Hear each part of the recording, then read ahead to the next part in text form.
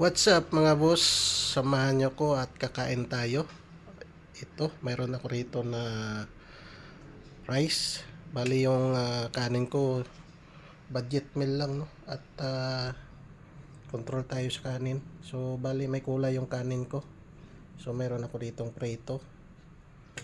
At yung pinirito ko na yan, yan yung pinangat ko ng isang araw, no?